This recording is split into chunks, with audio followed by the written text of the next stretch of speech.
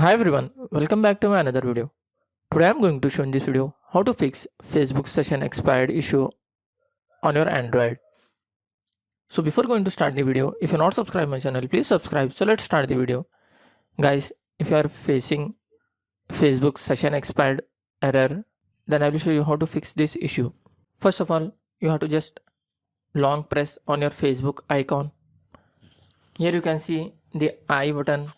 You just need to tap on that. Once tap on force stop, tap on OK. Here you can see storage and cache. You need to tap on that. Once tap on clear cache and tap on clear storage. Before tapping delete, you have to read this carefully. This app's data including files and settings will be permanently deleted from this device. After tapping delete, your Facebook account will be logged out and again you have to log in. After logging your Facebook account, you have to just tap on this three horizontal lines in top right side corner. After that, you just need to click on settings. Again click on settings and here you will find one search option. Just tap on that.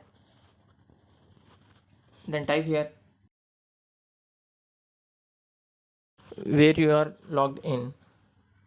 You can see the first option. Just select that one. Here you will find all your logged in devices. Just select anyone. In last you will find select devices to logged out. Just tap on that. Tap on select all. Just tap on log out. Then all your devices will be logged out. You will no longer be logged in on these selected devices.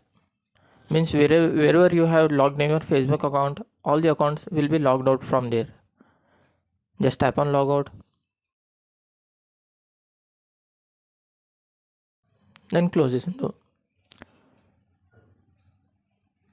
After doing this, maybe your Facebook app will be logged out. Again you have to log in. That's it guys. So in this way you can fix Facebook session expired problem on your Android. Thanks for watching. Hope if you like this video, please like, share and don't forget to subscribe.